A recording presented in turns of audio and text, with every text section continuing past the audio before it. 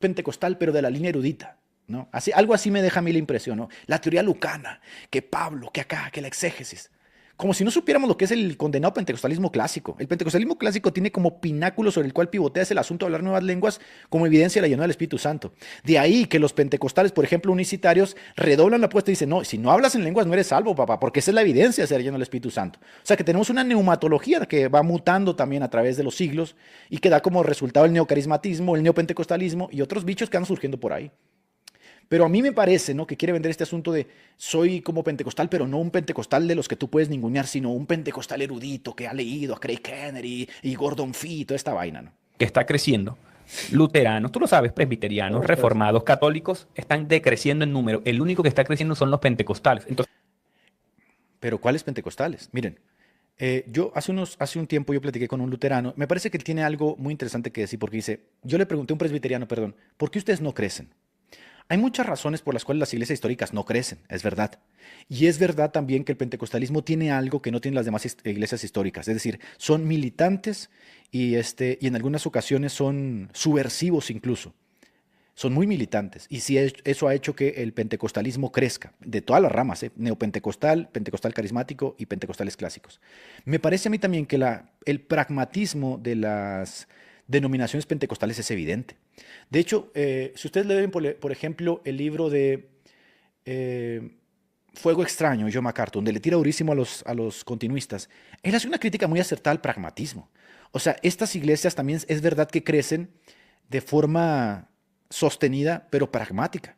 O sea, se van adaptando de forma pragmática y brutal a las cuestiones que van surgiendo en la sociedad, sin comprometer muchas veces su ortodoxia, pero sí se van adaptando, lo que hace un formato muy agradable. Por ejemplo, para nadie es ajeno que el pentecostalismo, como lo detecta la LIF, ¿no? En Chile, que es una de las zonas donde más pentecostales hay, el estudio social de la LIF dice, bueno, los pentecostales son el refugio de las masas, porque es gente pobre de las periferias que cumple con creces lo que la Iglesia Católica no puede hacer, que es proteger al inválido, proteger a la huérfana, proteger al viudo, tener una revitalización espiritual. Sí, papá, pero el pentecostalismo neocarismático alcanza a la clase media.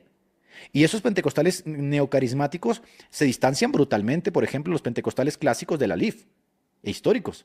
¿Por qué? Porque ahora tienen un discurso que está asociado y adaptado justamente para las clases medias. O ya se les olvidó que las asambleas de Dios impusieron el asunto de hombres de negocios. De ahí surgió el asunto de hombres de negocios, que se llamaba el Ministerio de Hombres de Negocios, no me acuerdo su nombre, ¿no? Donde empezaron a trabajar con los grandes empresarios. ¿Y por qué lo cambiaron? Porque ahora estaban llegando a la clase media, o sea, un pragmatismo brutal. Y el neopentecostalismo redobla y triplica la apuesta y ya no solamente van con los empresarios, sino que literalmente lo que hacen es tirarle a la clase alta. Entonces hay un pragmatismo de que intenta abarcar a todas las áreas de la sociedad y lo que terminan haciendo es cambiar el discurso y le sigues llamando pentecostalismo. Entonces la pregunta es, ¿qué rayos es pentecostalismo desde esa perspectiva? Y sí, bajo esa perspectiva empiezas a llenar la iglesia, empiezas a llenar la iglesia, pero también es verdad que el grueso de la población pentecostal es floja espiritualmente en cuanto al estudio de las escrituras. Porque los movimientos pentecostales son movimientos de revitalización espiritual. Nacen y surgen como movimientos de revitalización espiritual. O sea, en Topeka, Kansas, la gente estaba estudiando respecto a los dones con Charles Parham. Con William J. Seymour estaban buscando literalmente la llenura del Espíritu Santo con la evidencia de las nuevas lenguas. El pentecostalismo ha ido adaptándose a las necesidades de forma pragmática y ha logrado hacer clic muchas veces en esas lecturas que no logran hacer las iglesias históricas. Pero también hay que decir algo. Muchas veces las iglesias históricas crecen poco, pero crecen de forma mucho más robusta, intelectual, teológica y espiritualmente. Entonces, mi pregunta es, ¿qué entiendes tú por Pentecostés? ¿Qué entiendes tú por pentecostalismo? Y se los pregunto a ustedes en el chat, hermanos. ¿Qué entienden ustedes por Pentecostés? ¿Qué entienden ustedes por pentecostalismo? Para mí, Pentecostés significa muchas cosas. Es más, lo último para mí que significa Pentecostés es hablar en lenguas o tener dones del Espíritu. Hay muchas cosas que Pentecostés evoca en mi corazón de lo que sucedió aquel día, ¿no? En el aposento alto, donde el Espíritu Santo irrumpió sobre toda carne. Hay muchas cosas que sucedieron a mí que tienen poco o nada que ver con los dones del Espíritu Santo. Entonces yo me distancio tremendamente del pentecostalismo en el sentido histórico de que yo puedo hacer eco de que estoy lleno del Espíritu Santo por hablar nuevas lenguas.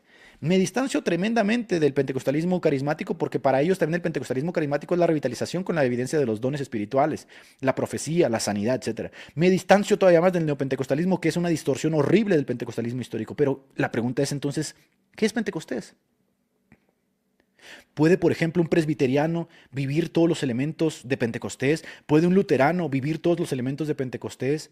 ¿Puede, por ejemplo, un bautista vivir los elementos de Pentecostés? ¿O Pentecostés es algo exclusivo de los pentecostales? Bueno, de larga data, Pentecostés y pentecostalismo parecen ir de la mano. De hecho, muchos de ellos son tan atrevidos que asumen que el Pentecostés y pentecostales, como ellos lo viven en sus denominaciones, es un símil. Y cuando yo decía, por ejemplo, hagamos grande al pentecostalismo, otra vez, mucha gente piensa que eso es, hagamos grande a las asambleas de Dios. O no hablemos nada de los pentecostales. Porque si tú hablas mal de los pentecostales, ya no estás haciendo grande el pentecostalismo. O que hagamos grande el pentecostalismo es hacer grande a un teólogo pentecostal. Yo les voy a decir, para mí, desde mi experiencia, desde los años que tengo caminando con el Señor, desde la forma en que yo concibo al Espíritu Santo, como lo encuentro en las Escrituras y como se refleja en la plena conciencia que tomo de quién es el Hijo y quién es el Padre, les voy a decir para mí, personalmente para mí, ¿qué es Pentecostés? Y me he tomado el tiempo acá de prepararles unas diapositivas para que vean ustedes, y ya ustedes me dirán si están de acuerdo o no están de acuerdo con esto. Pero para mí, esto es Pentecostés. Y ya dirán ustedes si concuerda un poquito con lo que ustedes creen o no concuerda con lo que ustedes creen. Pero para mí Pentecostés es esto. Se los voy a poner aquí, mira. Para mí Pentecostés es esto y nada más. Yo creo que hay un momento en la vida donde uno va creciendo espiritualmente y se va relacionando de una forma mucho más madura con el Padre, con el Hijo y con el Espíritu Santo. Que nosotros en teología le llamamos a esto la Trinidad económica. Es decir, la forma en que se relacionan estas tres personas de la Trinidad con nosotros. Dentro de esta relación, créanme que lo que menos importa en este punto son los dones, sino la trascendencia, por ejemplo, del amor y de la relación filial que tenemos con ellos. Pero no darse cuenta ustedes de algo, porque cuando se habla del Espíritu Santo, o sea que entras en el terreno de la neumatología, también es verdad que en el pentecostalismo hizo mucho refuego el asunto de Benijín, Cash Luna, Buenos días Espíritu Santo, Mi día con el Espíritu y todas estas vainas que intentaban como de alguna forma antropomorfizar al Espíritu Santo para demostrar que se tenía una relación con él, de que ibas a comprar un aguacate y le preguntabas al Espíritu, etcétera, etcétera. Esta antropomorfización del Espíritu Santo no está en las Escrituras. Y no está por una sencilla razón. El propio Jesucristo nos lo dice. El Espíritu Santo no da testimonio del mismo, da testimonio del Hijo. O sea, hay una relación descendente, el Padre, el Hijo y el Espíritu Santo en la economía de la salvación. Entonces muchas veces lo que hacemos es tomar el Espíritu Santo y querer relacionarnos con Él de una forma totalmente distinta a la cual el propio Dios estableció. Y ya lo van a ver ustedes con esto. Primero, el advenimiento del Espíritu Santo en Pentecostés tiene por fin personalizar la verdad. O sea, el Espíritu Santo no solo enseña la verdad, la fomenta y la personaliza en nuestro corazón. Y esa verdad para nosotros es Cristo. Por nosotros con toda libertad podemos decir efectivamente que no podemos ser engañados porque el Espíritu Santo da testimonio de las palabras del Hijo. ¿Ven? O sea, tenemos al Espíritu Santo alumbrando al Hijo y al Hijo relacionándonos filialmente con el Padre. Entonces, ¿qué pasa? Que la libertad humana más elevada no es hacer lo que quieras, sino comprender la verdad de Dios. Y para comprender la verdad de Dios, de las palabras que están vivas, necesitamos la energización del Espíritu Santo dentro de nuestro corazón, haciéndonos conscientes de ellas. Entonces, ¿qué pasa? Cuando yo leo las Escrituras, tengo al Espíritu Santo trabajando en mi vida, haciendo reales esas Escrituras para que pueda entenderlas, para que pueda comunicarlas, para que pueda vivirlas. Y ahí el Espíritu Santo no está dando testimonio del mismo. No se está poniendo un reflector a él mismo. Está obrando según el propósito de Dios en la economía de la salvación. El Espíritu Santo está haciendo lo que la propia Trinidad ontológica ha decretado que se haga. Está alumbrando a Cristo, las palabras de Cristo. Por eso no tenemos otro vicario más que el Espíritu Santo. Ahora, hay una tentación de antropomorfizar al Espíritu Santo y ponerlo dentro de la escala de valores como el superior, porque efectivamente todo este misticismo que se gestó en el pentecostalismo le atribuye al Espíritu Santo como es el miembro de la Trinidad que está olvidado. No está olvidado, papá. El Espíritu Santo no está olvidado. Lo que pasa es que el Espíritu Santo no trabaja atribuyéndose gloria a sí mismo, sino que hay una economía de la salvación del Espíritu Santo, hace ciertas cosas que debemos de tener en cuenta. Yo creo que en esto todos estamos de acuerdo. Otra cosa que el Espíritu Santo hace es que derriba totalmente el sentimiento de orfandad. Porque Jesús nos prometió a nosotros no dejarnos solos, ¿verdad? El Espíritu de verdad mora en el corazón y nos da plena conciencia de nuestra afiliación con el Padre. Fíjense cómo es el asunto descendente, el Padre, el Hijo y el Espíritu Santo. El Espíritu Santo viene a quitar ese sentimiento de orfandad que se llega a tener psicológicamente cuando sabemos que Cristo se ha ido. Y lo que tenemos es que entonces destruye esa sensación, porque una cosa es estar solo y una cosa es sentirse solo. Cuando tú estás solo, dejas de estar solo en el momento que llega una persona y ya estás acompañado, pero sentirse solo es una cuestión existencial, ontológica. Entonces, si Cristo se va, si Cristo no está en la tierra y yo leo sus palabras y no hay alguien que rompa ese sentimiento de orfandad, yo voy a leer esas palabras de Jesucristo. Imagínate, pues un personaje histórico más que dijo cosas, ¿no? Pero el Espíritu Santo literalmente borra ese sentimiento de orfandad. Y lo encontramos en Juan 14:18. No os dejaré huérfanos. Pero ¿cómo borra el sentimiento de orfandad? ¿Acaso borra el sentimiento de orfandad diciendo, acá estoy, yo estoy, miren? El Espíritu Santo lo que hace es apunta a Cristo. No os dejaré huérfanos.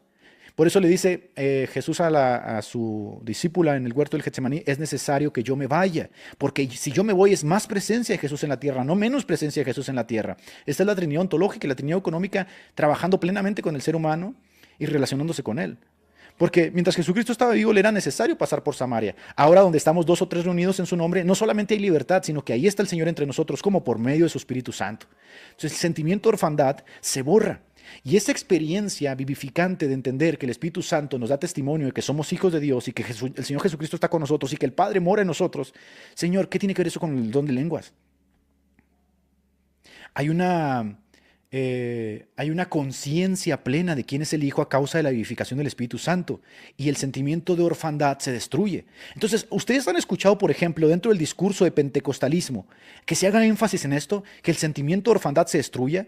¿No es cierto que muchos pentecostales que se hacen católicos terminan haciendo todo lo contrario? Se van allá con María porque sienten que María los acerca a Jesús. ¿Cómo diantres es que María los acerca a Jesús? Si tienes al Espíritu Santo que rompe el sentimiento de orfandad, tú eres de sentirte pleno, papá. El fruto del Espíritu Santo, que es el amor, el gozo, que es una fortaleza, paz, paciencia, benignidad, bondad, mansedumbre y templanza, debería estar vivificándote constantemente. Yo no me siento huérfano, yo no me siento necesitado. Por eso la idea de la intercesión de los santos como una necesidad primaria y casi vinculante a la salvación es una ridiculez. Porque los santos comparten junto conmigo cosas que el Espíritu Santo también les da. Por eso la Biblia dice que todos hemos bebido de este Espíritu.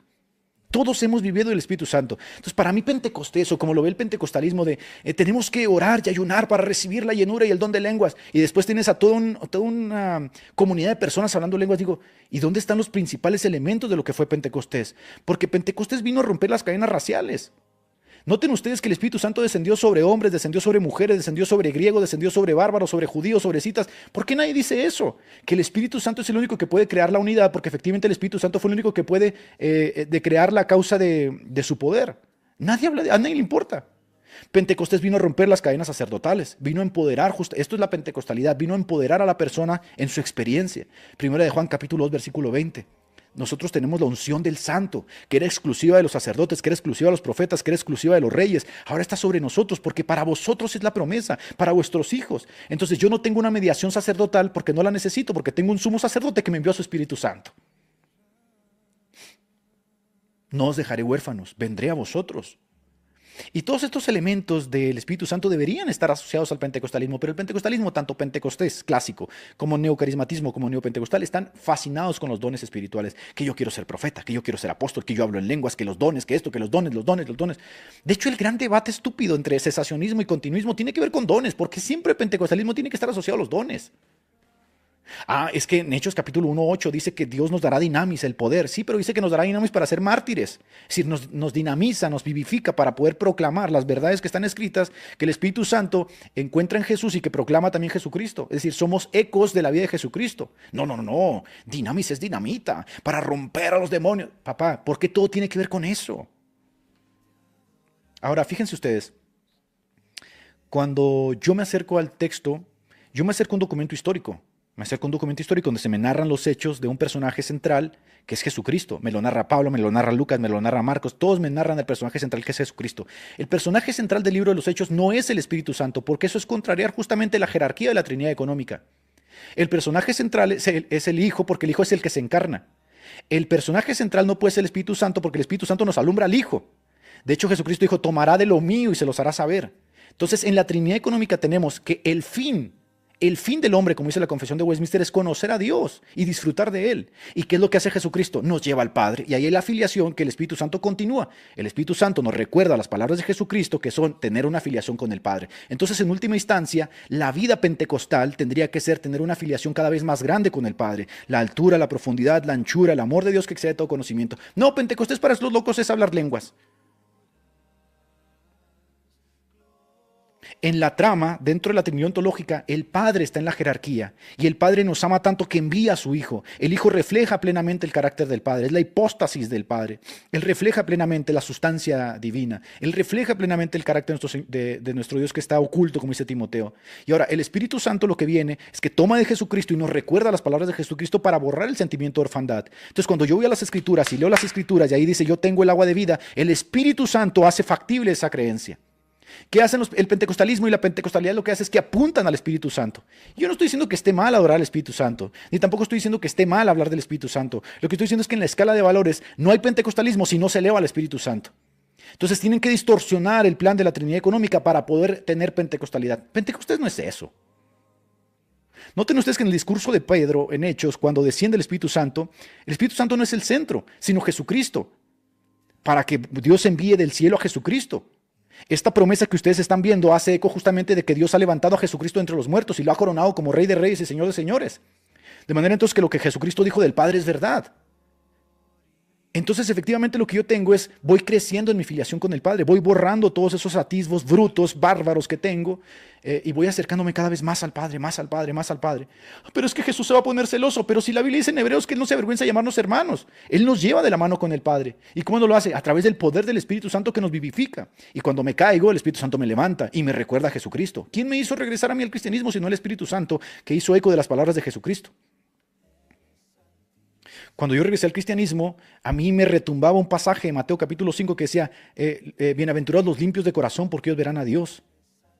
Mi corazón estaba sucio, había renegado de Jesucristo. Bienaventurados los limpios de corazón. ¿Quién me trajo el eco de esas palabras? El Espíritu Santo que había sido dejado para redarguirnos, para convencernos de justicia. Ahora yo tengo una relación con el Espíritu Santo en la medida en que me someto justamente a su voluntad, que es hacer la voluntad del Padre, que es la que nos refleja a Jesucristo. Entonces no se puede aislar al Espíritu Santo aparte, lo aíslan como el Buenos Días Espíritu Santo Benijín, como Cash Luna, como Joel Osteen, lo aíslan para crear su famosa pentecostalidad, en donde todo mundo entra. Y al último lo que terminan llamando pentecostalidad es la experiencia subjetiva que cada una de estas personas tiene en su devenir espiritual. El Espíritu Santo entonces es lo que decía Clemente, el gran paidagogos, ¿no? Porque nos trae a la memoria las palabras del Maestro cuando más lo necesitamos. Él enseñará todas las cosas, Él tomará de lo mío, Él los enseñará, Él nos abre el entendimiento para asimilar la profundidad del Evangelio. Rara vez se escucha dentro del pentecostalismo toda esta cuestión, siempre está enfocado a los dones, profetas, apóstoles, cesacionismo, continuismo, dones espirituales. Entonces ilumina, porque recuérdense que dentro de la teología protestante, la inspiración es de los agiógrafos, la iluminación es nuestra. Somos iluminados por el Espíritu Santo, se nos ilumina la vida de Cristo en la tierra para que sea real en nosotros. Y todo esto lo hace el Espíritu Santo. Para mí esto es Pentecostés. Ahora acá está la revelación descendente del Padre al Hijo, del Hijo al Espíritu. El Padre se da a conocer plenamente en Jesús. Quien ha visto a mí, quien ha visto al Padre, me ha visto a mí, ha visto al Padre. Del Hijo al Espíritu, el Espíritu toma de lo de Cristo para revelárnoslo a nosotros. En el creyente, es decir, en ti y en mí, el Espíritu nos lleva de regreso al Padre, sin extraviarnos, como recordándonos las palabras de Jesús. Revela la naturaleza del Padre y el carácter moral del Hijo morando en nosotros. Eso es Pentecostés. Eso es Pentecostés. Y entonces, si tuviéramos un Pentecostés, imagínense nada más los nexos que podríamos crear reales de crecimiento y madurez en la vida del creyente, si entendiéramos qué fue Pentecostés. Ahora, el fruto del Espíritu Santo, que no es frutos del Espíritu Santo, el fruto del Espíritu Santo es reflejar básicamente el carácter de Cristo en la tierra. ¿Y quién lo hace? El Espíritu Santo. ¿Pero qué hace el Espíritu Santo? Refleja el carácter de Cristo. Nuevamente, el Espíritu Santo apunta a Cristo. Cristo apunta al Padre. Y en esta Trinidad ontológica nos relacionamos finalmente con el Padre, que es el fin de Jesucristo. Ustedes oren así, Padre nuestro. No, es que habla lenguas y tiene profecía. Porque tiene una relación con el Espíritu.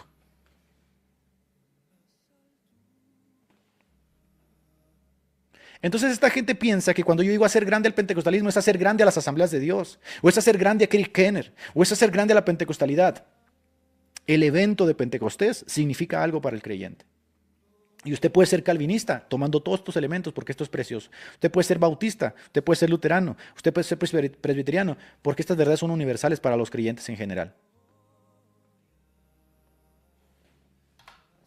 Ahora sí, entremos al asunto de la experiencia.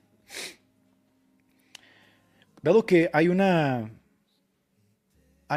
dotación del Espíritu Santo en nosotros, morando en nosotros, se puede decir entonces que hay una experiencia individual y por lo tanto hay una individualización del amor del Padre.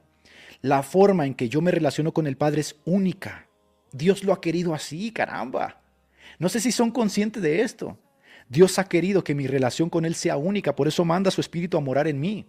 Y aunque todos bebemos del mismo Espíritu, el Espíritu no atosiga nuestra personalidad. Yo sigo siendo Edgar, Juan sigue siendo Juan, Pedro sigue siendo Pedro. Y el Espíritu Santo mora en ellos e individualiza su amor, de manera que mi relación con el Padre es única. Él me ve justamente como un hijo único. No en el mismo sentido singular de su Hijo Jesucristo, pero sí como un hijo adoptado único. Y esto es brutal. Porque sí, esa individualización del amor de Dios me hace a mí crecer en el entendimiento que tengo con el Padre. O sea, no es una fuerza abstracta, como dicen los testigos de Jehová, que es una estupidez barbárica, ¿no? Es una presencia real que te hace plenamente consciente de quién es el Padre, que te hace plenamente consciente de quién es el Hijo. Entonces aquí sí tenemos la religión de la experiencia. La experiencia entonces se vuelve una forma legítima de adherirse al Padre. Mi experiencia con el Padre es legítima, como la experiencia que tiene mi niño conmigo es legítima y es única. Aunque yo tengo 2 hijos, yo no los amo exactamente igual porque individualizo su amor según su personalidad. Son únicos. Esto no es una teoría, es verdad. Es un encuentro vivo que está mediado por el Espíritu Santo. Yo no tengo que desarrollar una relación con el Espíritu. Yo tengo que someterme a la voluntad del Espíritu Santo de cuando me revelan las Escrituras, cuando me revela por los medios de gracia, cómo debo de conducirme, cómo debo actuar, cómo debo pensar. Yo ya estoy teniendo una relación con Él.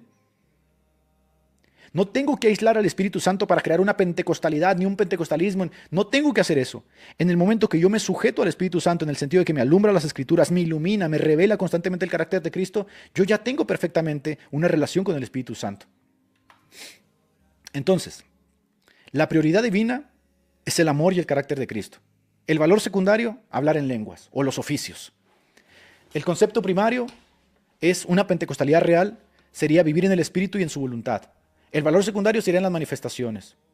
El error común es que se ve a los dones como accesorios que el Espíritu Santo nos da, no como reflejo del sometimiento a su propia voluntad y del reconocimiento justamente de quién es el Padre.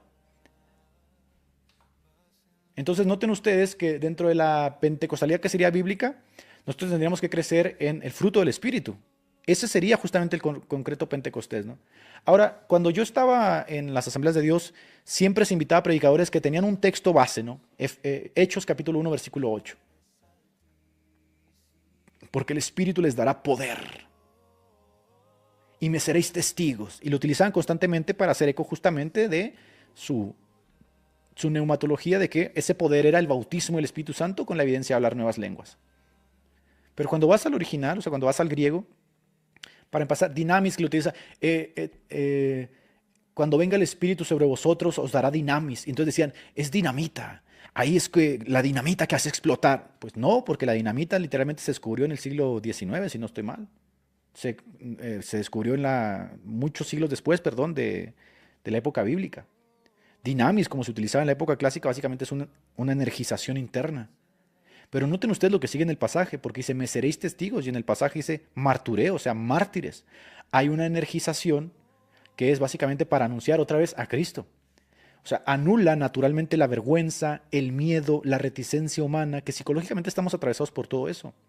¿Y qué hace el Espíritu Santo? Nos energiza para ser nuevamente voceros de Cristo, hasta el punto de que podemos ser voceros hasta la muerte. Eso es el fin del Espíritu Santo, porque a causa de ese poder, ¿no?, que nos energiza, es que el Evangelio avanza. Si no fuera por ese poder que nos energiza, que estuvo en los apóstoles, el Evangelio no avanzaría y no tendríamos mártires que son capaces de cantar mientras están en llamas a causa de que han sido energizados. Ahora, aquí el pentecostalismo clásico te dice, no, si no hablas en lenguas, no has recibido ese poder. ¿Sabes qué te dicen eso? Si no hablas en lenguas, yo estoy lleno de ese poder, papá. Yo estoy lleno en el momento que fui regenerado, en el momento que el Señor lavó mi corazón, en el momento que el Señor me santificó, me justificó. En ese momento fui lleno del poder del Espíritu Santo. Y voy creciendo. La única razón por la que estoy hablando aquí en estos temas es porque estoy lleno del poder del Espíritu Santo. Ahora, si usted está lleno del Espíritu Santo también, como dice Efesios, si usted está lleno del Espíritu Santo, entonces, ¿por qué anda buscando lenguas? Porque dentro de la neumatología del pentecostalismo clásico, neocarismático, neopentecostal, se ha extraído ciertos pasajes de las Escrituras y se les ha asociado a una pentecostalidad que es exclusiva de una forma de entender la vida. Esta es la parte más importante de Pentecostés. La parte más importante de Pentecostés es que entiendas que Dios es tu Padre. Él no anda buscando la manera de joderte la vida, ni tampoco está pensando cómo hacerte daño. En la medida que te sujetas a la voluntad del Espíritu Santo y al alumbramiento de las palabras de Cristo, vas a comprender mucho más el carácter del Padre. El fin entonces es Cristo tomándote de la mano con el poderoso Espíritu, regresándote a casa al camino del Padre. Porque ahora, otra cosa de Pentecostés que debes de tener en cuenta es que nosotros siempre antropológicamente podemos encontrar en todas las religiones al hombre buscando a Dios, ¿verdad? Que es lo que nosotros en teología llamamos la razón natural. El hombre buscando a Dios constantemente. Como decía Séneca, los hombres constantemente están buscando que alguien les tienda la mano. O como decía Epicuro, ¿no? Los dioses nos miran desde sus grandes montañas, los celestiales, totalmente en apatía, ¿no? Indiferentes a las necesidades del hombre. Que hubiese un Dios que nos ayudase, decía Epicuro, ¿no? Antropológicamente siempre está la idea de que yo voy buscando a Dios, pero en Pentecostés brilla por primera vez en el escenario el amor del Padre que sale en búsqueda del hombre. De hecho, en la parábola del Hijo Pródigo es impresionante porque se ejemplifica al Padre corriendo, lleno de gozo, tirándose a los brazos de su Hijo, al Hijo Pródigo que se había ido. Es la única vez que Jesucristo ejemplifica al Padre, lo antropomorfiza y dice, es así, su carácter es así. Es un hombre que literalmente sale a la montaña a ver si el Hijo va a regresar. Es un hombre que se para y ve de a lo lejos, ¿dónde está mi hijo? Quisiera que regresase mi hijo. Quiere decir entonces que brilla en el escenario por primera vez la idea de que el Padre sale en búsqueda del hombre. Y es lo que nos dice, la Biblia nos dice eso Pablo, ¿no? Si ustedes siendo malos saben dar buenas dádivas, ¿cuánto más vuestro Padre que es bueno? O es también lo que nos dice Pablo cuando dice, si aún siendo pecadores Dios nos amó tanto que envió a su Hijo Jesucristo, ¿cuánto más no nos dará todas las cosas estando ya por él justificados? Entonces efectivamente tenemos ahora en la escena de Pentecostés la idea de que Dios nos ama tanto que nos ha enviado a su Hijo, pero no solo eso, sino que envía a su Espíritu Santo, como dice Efesios, para que sean arras de la herencia de la posesión adquirida, ¿no? Esto es Pentecostés, la posesión eterna. ¿Cuánto nos ama el Padre? Por eso las cartas juaninas constantemente es, Dios ama demasiado que no puedes comprenderlo. Yo quisiera, dice Pablo, que comprendieras la altura, la anchura, pero es imposible, ¿no? Vamos en un viaje eterno en el que vamos a ir descubriendo más y más y más el amor del Padre. Entonces, ¿qué quiere decir? ¿Por qué andas con miedo? ¿Por qué andas con temores? Que purgatorio, que el infierno, esas cosas se han quitado totalmente de nuestra mente porque la conciencia de obras muertas ya no existe. Hemos sido reconciliados y estamos en paz con el Padre y ahora nuestro camino de regreso es conocerlo constantemente y saber cómo Él nos ama, saber cómo Él nos protege. Ahora, nos ama Dios, nos ama tanto que envió a su Hijo. Y es la posesión más hermosa que él tiene. Y lo envía, muere azotado de forma vicaria, y luego todavía el Hijo es aceptado su sacrificio. ¿Y qué hace? Redobla la apuesta el Padre, ¿no? Redobla la apuesta y nos envía su Espíritu Santo. Y en Pentecostés, ¿qué sucede? Nos envía el Espíritu Santo para decir, para ustedes es la promesa, para vuestros hijos, para todos los que quieran venir, para todos los que quieran confesar a Jesucristo como Señor. Eso es Pentecostés, gente. Eso es Pentecostés. Entonces, Dios ama tanto al hombre que sale en su búsqueda.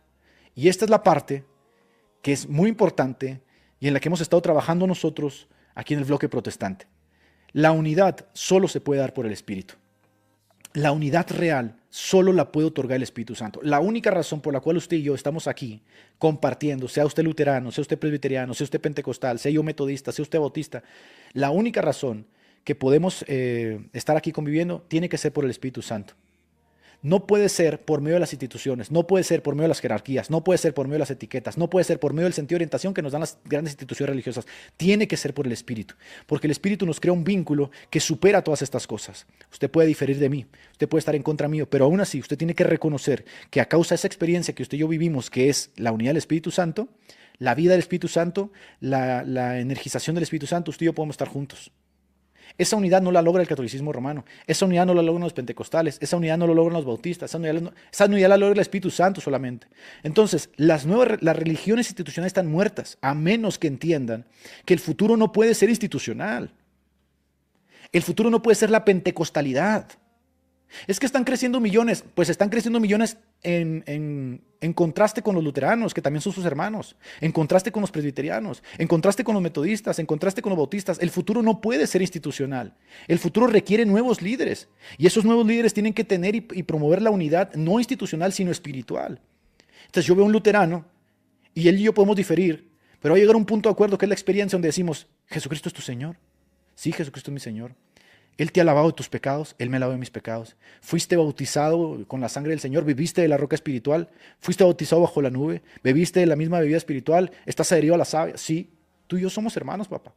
No, pero que tú y yo somos hermanos. Tenemos que trascender las instituciones que nos enseñaron justamente a dividirnos en esos sentidos de orientación y pertenencia que se dan desde las etiquetas. Imagínense que yo anduviera diciendo la wesleyanidad. La wesleyanidad es el futuro porque son los que están creciendo. La luteranidad, la presbiterianidad, la calvinicidad, la pentecostalinidad. No, papá. Lo único que está pasando acá es que hay algo que tienen los pentecostales. Hay algo que tienen los pentecostales que se debe retomar. Que es el eco de la experiencia, con todo lo que te acabo de mostrar, el eco de la experiencia como suma total de lo que es conocer al Padre. Tal cual, no hay más. ¿Qué quiere decir esto?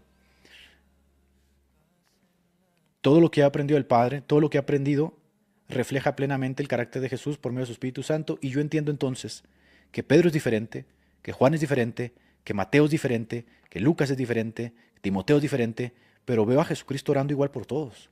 Es más, incluso veo individualizando su amor de una forma muy precisa por los más débiles. Pedro, tú eres tan cabezón que yo he rogado por ti.